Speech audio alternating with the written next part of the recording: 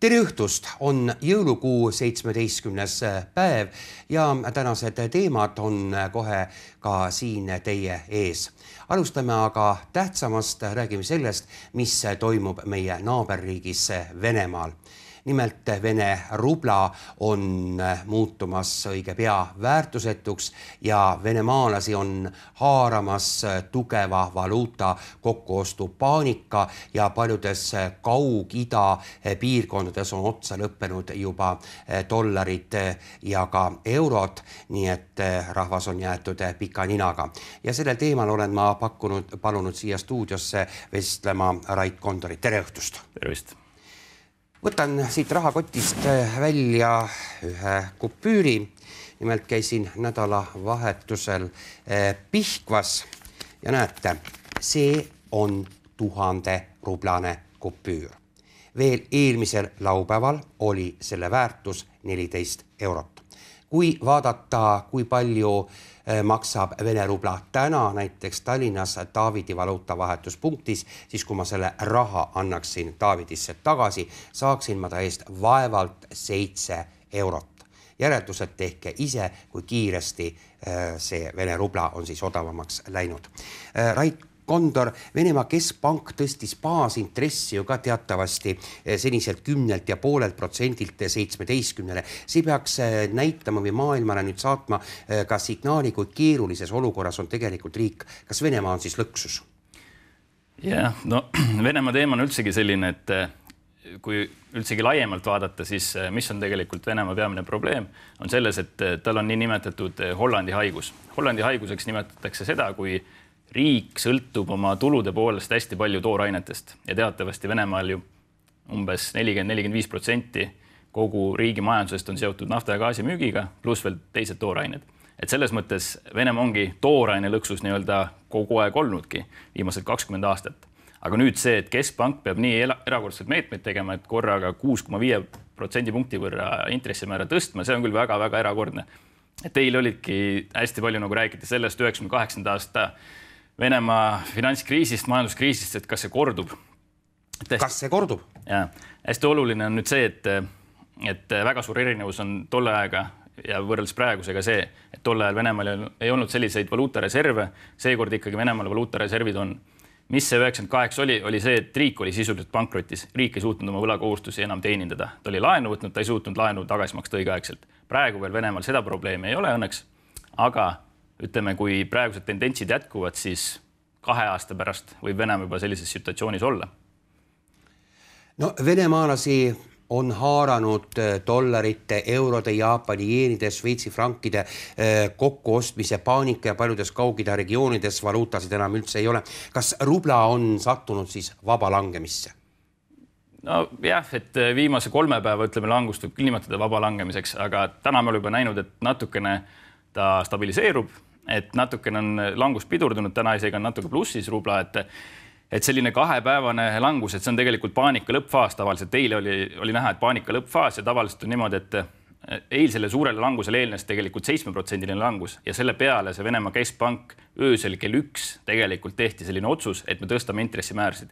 Intressimäärade tõstmine on sellepärast oluline, et sellega tahetakse tugevdada oma valuutat, et alati need valuutad, kus intressimäärad on kõrgemad, need võiksid nagu tugevneda.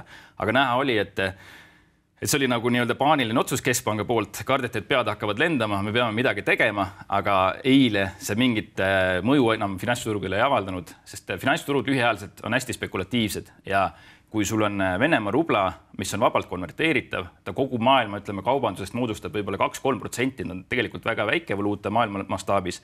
Ja kui paljud spekulatiivsed finantsasutused panustavad rubla languse peale, ehk siis rubla vastu, siis sellepärast see veel võimendab seda langust. Pluss siis veel see paanikaefekt, kus kõik ukse poole jooksevad korraga. No ma märkasin näiteks nädalavahetusele Pihkvas seda, et sularaha automaatidele on seatud piirangud. Suurim summa, mida võib välja võtta, on 7500 rubla, ehk toona oli see täpselt 100 eurot ja see kehtis 24 tundi. Ei tehtud vahet, olid sa Euroopa Liidu kodanik või olid sa venelane. Kas see võib päästa Venemaa pangajooksust või terendab see pangajooks silmapiiril? Jah, et siin on räägitud küll, et mingid piirangud peaks seadma, et praegu pole väga konkreetseid kapitalikontrolli piirangud veel seatud. Ma arvan, et see Pihkva näide on ka sellest tingitud, et lihtsalt sul operatiivselt ei ole võimalik nagu selliseid rahakoguseid õigeks ajaks kuskile viia ja sellepärast ikkagi piiratakse juba kohalikul tasandil. Et iseasi on see, et kui ütleme juriidiliselt see õige on, aga igasugused piiranguid saab seada kohalikul tasandil. Aga praegu veel on näha, et rublal kapitalikontrolli hetkel veel ei ole peale pandud, et loodetakse, et see teistmoodi nagu laheneb. Aga mis on võib-olla oluline just meeles pidada, et praegu me oleme sellise languse lõppfaasis. Oluline on see, et rubla nõrgemine tegelikult hakkas toimuma selle aasta suvest ikkagi. Ja siin on kaks olulist tegurit. Üks on naftahinna langus, mis on võib-olla rohkem näha olnud, et naftahind langes $110 pealt praeguselt $58, ehk siis 45% hästi lühikese aja jooksul tegelikult, mingi 5 kuu jooksul. See on nagu väga oluline, mis Venemaad nõrgestab. Aga teine asi oli see, kui lääneriigid panid sanktsioonid Venemaale peale, alates siin juuni lõpust, siis Venemaa ettevõtted lõigati ära tegelikult rahvusvahelistest rahaturgudelt. Ja see on nüüd teine asi, mis probleemid ette seab Venemaa ettevõtted, sest et näiteks suured Rosneft, Sberbank, muud naftaettevõtted, nad kõik on laenanud dollaris, euros ja nüüd nad peavad hakkama neid laene tagasi maksma. Samas kui kurss on nagu langenud ja välisturgudelt ei saa enam nii hästi kapitali peale, nad ei saa refinantseerida oma laene nii hästi.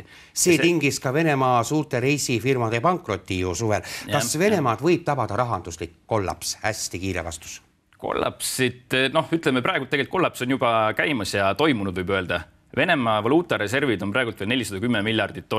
Ütleme, ta on vähenenud 100 miljardit umbes selle aasta võrra. Ehk siis sellises tempos ma ütleks, et 2 aastat umbes on neid valuutareserve veel jätkub, et nad suudavad pankrotist ennast ära hoida. Aga edasine sõltub hästi palju naftahinna arenemisest. Et kui naftahind veel tegelikult püsib sellisel tasemel, Venemaa majandus läheb langusesse ja naftahind ei pea isegi langema, kui ta praegusel tasemel püsib. Venemaa majandus langeb järgmise aasta 5%.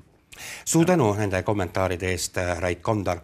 Ja ütleme kõikidele televaatajatele, kellel on passis kehtiv Vene viisa, käige kiiresti Venemaal ära, sest kaubad on uskumatult odavad, kui te panete need ümber eurodesse. Praktiliselt need ei maksa mitte midagi ja kindlasti kulutage need rublad ruttu ära. Meie aga jätkame oma saadet juba teiste teemadega.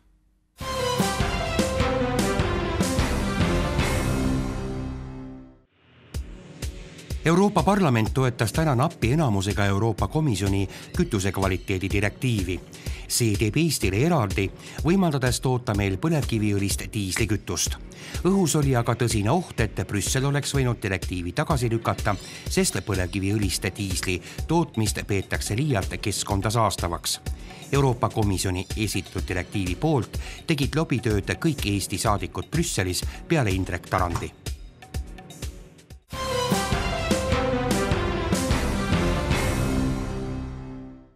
Meil on Brüsselis kuuldel Europarlamendi saadik Yana Toom. Eesti pääses täna napilt kaotusest. Yana Toom, kui tulised olid Europarlamendis arutelud? Arutelusid tulised ei olnud tegelikult, aga oli hästi selline pingeline ja tuline lobitöö. Sest ausalt öeldes ega meie kolleegid suuremas osas väga juhitu sellest, mis siin Eestis toimub. Ja tuli ikka tegema päris sellist suurt seletustööd. No asi pole muidugi ainult Eestis, asi on palju laiem, aga meie jaoks oli see väga-väga oluline. Kas võib öelda ka, kes olid meie toetajad ja kes olid vastu? Kui võtta niimoodi fraktsioonide kaupa, siis selgelt toetaval positsioonil oli EPP, ehk siis ütleme rahvuslased, see on see fraktsioon, kuhu kuulub ka Tunne Kelam. Ja tegelikult ükski teine fraktsioon selgelt poolehoidu ei avaldanud, aga lihtsalt see oli see küsimus, millega mindigi lõhki, nagu näiteks ALDE fraktsioonis. Sest fraktsiooni joon oli see, et hääletatakse resolutsiooni poolt, see resolutsioon omakorda torpedeeris siis komisjoni dokumenti, mis annaks meile võimaluse jätkata selle tootmisega. Et fraktsiooni joon oli siis, et toetame ja meie siis olime need mässed, kes olime vastu. Ja meiega kaasa tulid ka mõned meie kolleegid, mille eest nendele suured tänud. Kui nüüd tulevikku vaadata, kas kõik paistab roosiline või on Kirde-Eestis VKG grupil karta ka tagasilööke? tegelikult roosiline olukord ei ole üldse, sest ausalt öeldes ma 2 käega toetaksin Indrek Tarandi argumente, et kiviõlitööstus tuleks üldse kinni panna, kuna see on ohtlik sõna otseses mõttes ja loodusele kahjulik ja nii edasi. Aga paraku meie Ida-Virumaa arengukava on olemata. Sellest räägib valitsus aastaid ja pole mitte midagi teinud ja mingisugust alternatiivi kaevandusele, kui me vaatame tööhõivet. Lihtsalt pole seal piirkonnas olemas.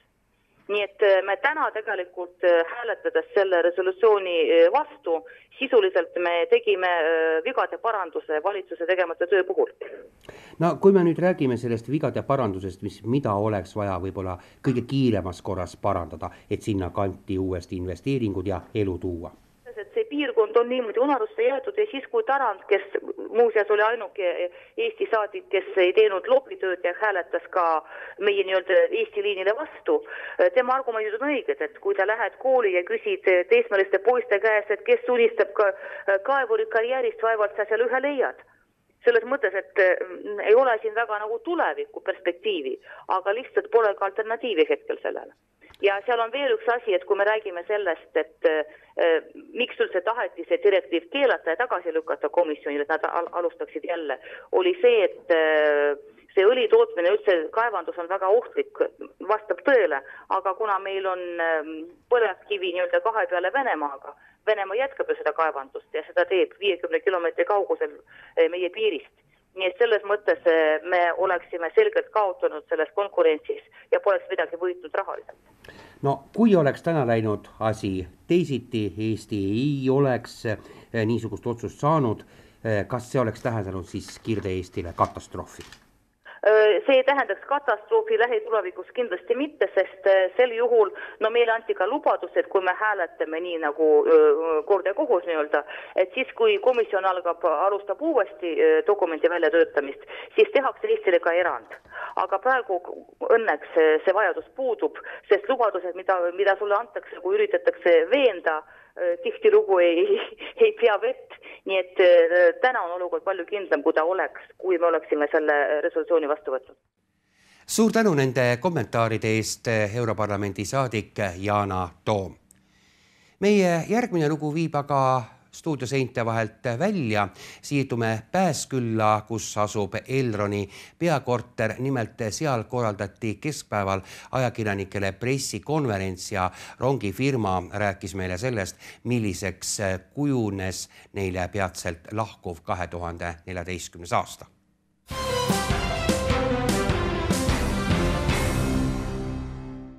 Esimene jaanuar on see päev, kui Eesti siseriikliku rongiliikluse eest hakkas vastutama Elron. Firma seadis endale ambitsioonika ülesande vedada aasta jooksul enam kui 5,5 miljonit sõitjat ning teenida piletitulu 9,2 miljonit eurot. Uurime, kuidas selle ülesandega hakkama saadi. Aasta algul oli üksjagu meedias kõneaineks Elron. Kas hädadest on nüüd õnnestunud jõulukuuks üle saada? Ma usun küll, et kogu rongiliiklus ikkagi stabiliseerus oluliselt ju varem ja kui me täna aastat siin kokku olime võtmas, siis ma arvan, et kõige rohkem ikkagi me tunneme tõesti rõõmu reisijate arvu osas, et kui me vaatame ühe aastaga rohkem kui 50% reisijate arvu kasv, et ma arvan, et see on muljet avaldav. No, järgmiseks aastaks te prognoosite ka reisijate arvu suurenemist. Mille arvelt see tuleb? Oleme ausad, konkurent Lux Express, Tallinn, Narva, Tartu, Pärnu suunal on ju ees ja pilet näiteks nii-öelda stammkundele on ju seal oluliselt odavam. Eks me teeme oma tööd siin selleks, et ikkagi meie kliendid eelkõige meiega nagu sõidaksid ja oleksid meie teenusega rahul. Ka täna me tõime välja täiendavaid tegevusi, mida me järgmisel aastal oleme planeerimas selleks, et kliendid võiksid ennast rongis ikkagi veelgi mugavamalt nagu tunda. Ja ma usun, et mõlemal transpordiliikidel, nii rongil kui bussil on olemas väga selge koht Eestis ja mina eelkõige tunnen nagu rõõmu selle üle, et täna inimestel on võimalik rohkem valida. Tähendab, on võimalik sõita hea ja mugava bussiga, aga aastast 2014 on võimalik seda teha ka hea ja mugava ja kiire rongiga. Kui rääkida nii-öelda sellest põhisuunast, kus kõige rohkem piletitulu tuleb Tallinn-Tartu, praegu kiireim rong läheb ära natuke alla 2 tunni. Kas paari aasta pärast on võimalik ka, et kuskil tunni 45 minutiga saab Balti jaamast Tartusse? No see sõltub nüüd eelkõige siis tõesti sellest, et kuidas Eesti Raudtee suudab ellu viia neid plaane, mis praegu on olemas. Et praeguste plaanidega tõesti 2015 suvel peaks hakkama remonttööd Tapa, Tartu teatud lõikudel, eelkõige just siis selleks, et parandada raudtee tehnilist olukorda ja läbi selle saab paraneda rongide liikumiskiirus. Et need asjad on omavahel nagu seotud. Ma usun, et eelkõige täna tegelikult on meie siht tõesti see 2 tundi ja me vaatame rohkem võib-olla suunaga teistele suundadele, Narva, miks mitte ka Viljandi, et pigem ekspressliine ka rohkem sinnapoole nagu suunata. Ma mäletan, see oli vist kuskil paar kuud tagasi te meediale ütlesite ka, et mõtisklete juba uute täiendavate rongide soetamise peale. Kas need saavad olema täpselt samasugused rongid, mis on praegu, või kumab silmapiiril ka tõesti nii-öelda selline koosseis, mis on mõeldud kaugliikluseks, kus on mugavad allalastavad istmed, mis ei ole nagu rahvas praegu kutsub partsiporgandid? Aus on öelda see, et me loomulikult nende asjade üle praegu nagu ütleme siis mõtleme ja analüüsime. Me oleme lubanud täna, et järgmise aasta esimese kvartali jooksul me omapoolsed vastavad ettepanekud nagu teeme. Ma ei tahaks täna siin spekuleerida, et mis see siis täpselt on. Et ma arvan, et see peabki eelkõige tulema välja meie veel kord pikemaajalise sellise prognoosi nagu ülevaatamisest, et mis on see, mida me täna kõige rohkem nagu vajaksime ja alati tuleb siin mõista, et ka rongide ütleme siis juurdeostmise juures on alati ka teisi alternatiive. Ma pean silmas siin siis näiteks ka täiendavat raudtee elektrifitseerimist, et kõiki neid asju tuleb koos nagu kaaluda, et mis on tegelikult siis tervikuna Eesti reisirongi liikluse jaoks järgmise sellise 6, 8, 10 aasta perspektiivis nagu kõige olulisem. Ühe rongi tellimine ja valmistamine, see võtab aega, et see ei ole nagu leiva küpsetamine, et siuh ja valmis. No kui pikk siis on ühe rongi valmistamine tellimuse esitamisest kuni, ütleme siis, Tallinnasse jõudmiseni? 2017 teisel poolel lõpus võiks tõesti siis esimene rong Eestisse jõuda, et vähemalt 2-aastane protsess. Oli see eile või üleeile, oli teil üks väike apsakas või prohmakas Kohtla-Nõmmel? Kuidas te seda kommenteerite? Rongijuht ei leidnud peatust ülesse või?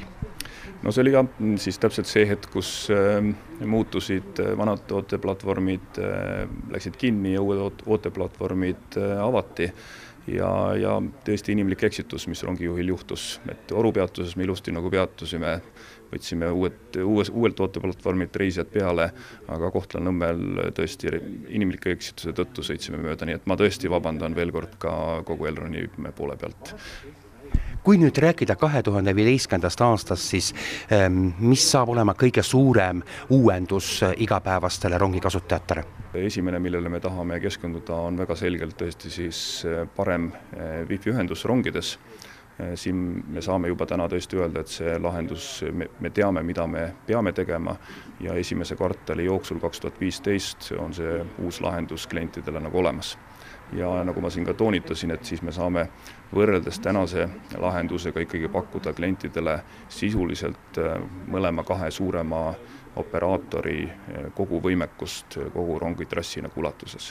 Ja teine selline suurem on seotud eelkõige siis täna meie Tallinna ootesaaliga, Balti jaamaga, kus ootesaal peaks siis 12. jaanuarist minema remonti ja siis sellise jupi kaupa teda uuendatakse, nii et veebruari keskpaigast on see ootesaal 2 korda suurem, kui ta on täna, nii et inimestel on natukene mugavamad võimalused rongi ootamiseks ja täiendavalt sinna juurde siis kogu infosüsteemi uuendamine Balti jaamas, et need on sellised 3 võib-olla kõige suuremat eesmärki järgmisel aastal. Kuidas saab olema koostöö Tallinna linnaga? Ma arvan, et Tallinna linnaga meil on olnud ju aastast 2013 nüüd väga tihe koostöö, aga ka enne seda me oleme teinud ju erinevate piletitoodete osas ju kogu aeg koostööd.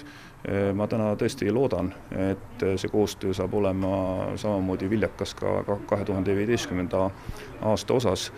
Me saame täiesti aru, et need on väga suured ja põhimõttelised otsused, sest nagu te siin ka praegu nägite, tähendab summad, millest me räägime, on ju muljet avaldavad ja selge on see, et selliste otsuste tegemine vajab nagu põhjalikku läbikaalumist ja kindlust, et seda suudetakse ka inimestele pakkuda järgmisel aastal.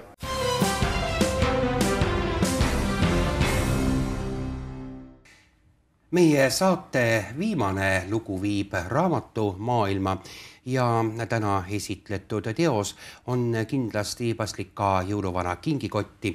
Nimelt raamatu esitluselt saabus otse siia stuudiosse Tiina Tammann, kes tutvustas raamatut Salaagendi portree. Tere õhtust, Tiina Tammann! Tere õhtust! Hakatuseks küsimus, kuidas Londoni lähistel elu läheb? Londoni lähistel läheb elu väga hästi, ainult et rahvast on liiga palju võrreldes Eestiga. See raamat, mida te nüüd esitlesite, on mul siin laua peal, näitame seda ka. See on siis Salaagendi portree. Millest see raamat räägib? Kõigepealt ütlen kohe, et tähelepanelik vaataja nägi ära, et see on ingliskeelne pealkiri. Nii et raamat on inglise keeles. Ja on mõeldud selles mõttes ka ingliskeelsele lugejale eelkõige. Ma ei kujutanud ette, et Eestis üldse tekib huvi selle vastu. Aga raamat on sellepärast eestlasele oluline, et see peakangelane, kelle pilt siis kaane peal on, oli siin Tallinnas tervelt 11 aastat, 1929 kuni 40. Kui aktiivselt siis möödunud sajandi 30. aastatele Briti luure Tallinnas ja Eestis tegutseb, räägib ju see raamat Briti salaluurest ja tema tegevusest Eesti Vabariigis? Raamat on eelkõige ikkagi selle peategelase, kelle nimi on Brian Giffey, tema elulugu. See ei ole romaan, see ei ole põnevusromaan, see on tema elulugu. Aga see sugugi ei tähenda, et see ei ole huvitav. See on minu meelest väga huvitav. Esiteks juba sellepärast, et see seos Eestiga ikkagi tuntud tõlkija Ants Oras, kel oli õde Anni, on see naine, kellega Brian Giffey abiellus 37. aastal Tallinna Toomkirikus. Nii et siin raamatus on ka üsna palju ikkagi Anni kogemust, Anni märkmeid, need asjad, mida Brian võib-olla ei kirjeldanud, on Anni kirjeldatud. Nii et eestlust või Eestit on selles omajagu. Aga kuidas Briti luure siin tegutses nii 20. kui 30. aastatel, vaatas Briti luure eelkõige ikkagi Nõukogude Liitu. Tähendab, niisugune vaikne kokkulepe oli, et Briti luure siin ei tegutse Eestit uurides või vaadates, et põhirõhk oli ikkagi Venemaal.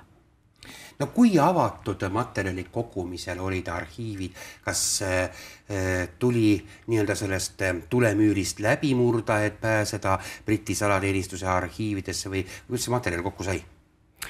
Materjal on selles mõttes kasin, et Briti salaluure ei lase sind ka uurijana mitte oma materjalidele ligi. Ja see on tuntud ja teada asi ja osa põhjusest, miks ma üldse selle raamatu kirjutasin. Kas see on protest millegi vastu? Jah, protestiks just selle vastu, et ajaloolased lepivad sellega, et vot niisugust materjali ei saa kätte. Ja ma ütleksin sinna juurde ka veel, et ka Eestis saab materjali natukene vähem kätte, kui sai, ütleme, et 10 aastat tagasi. No, mis oli võib-olla teile endale kõige huvitavam leid selle raamatu koostamisel, mida võib-olla tahaks välja tuua? Teate, praegusel hetkel on uudistes läbi käinud niisugune nimi nagu Uno Puusepp. Ja selles mõttes on mulle praegusel hetkel ikkagi väga huvitav niisugune nimede küsimus. Brian muutis oma nime, ta sündis hoopis teise ja keerulise ja pikema nimega ja muutis oma nime. Ka selle Uno Puusepa juures on ikkagi väga huvitav see, et siis kapo pressiesindaja on Harris Puusepp, aga keegi ei ole täheldanud, vähemasti minu kuuldes mitte, et neil on üks ja seesama nimi, et noh, et kas nad on tuttavad või kuidas. Ja ka Eston Kohver on ikkagi väga huvitava nimega. Nii et niisugust, mida ma ikkagi väga-väga tahaksin, et üldse inimesed paneksid tähele pisiasju, et kui nad seda raamatut juba loevad, siis vaataksid ka seda, et pisiasjad on tihtipeale väga-väga olulised. Niisugused, ütleme, pisikese nime variandid. No tänagi on luuretegevus aktuaalne, eriti Venemaa poolt. Kas me saame tõmmata mingeid ühiseid jooni 70 aasta taguse aja ja tänase luuretegevuse vahel? No kindlasti saab. Mina arvaksin küll, et ka see ikkagi, mis juhtus, ütleme siis 39. ja 40. aastal Eestiga ja mis siis nüüd juhtus Krimmiga, et see on ju väga tugev sarnasus. Kuivõrd palju ja mida seal tegi konkreetselt luure, no seda ma muidugi ei tea. Aga sarnasust võib ikkagi oletada, sest sündmused on väga sarnased, Venemaa käitumine on väga sarnane ja väga huvitav on ikkagi ka see, et näiteks ütleme arhiivi materjali vaadates, KGB materjalid on ikkagi väga huvitavalt vormistatud, umbes samamoodi nii nagu Briti need materjalid, millele ligi pääseb. Nii et vormistatus ja ütleme tähelepanu ka detailidele on samasugune. Suur tänu stuudiosse tulemast nende kommentaaride eest, Tiina Tamman Londoni lähistelt. Niisugune sai siis meie tänane saade ja kellel veel kingimure vajab lahendamist ja näiteks sõbra tuttaval inglise keel on suus, siis miks mitte osta saabuvateks pühadeks salaagendi portree, mille on koostanud Londoni lähistel elav Eesti ajakirjanik Tiina Tamman. Mina omalt poolt soovin kena õhtu jätku Tallinna Televisiooni seltsis ja kohtumiseni taas vähem kui 24 tunni pärast.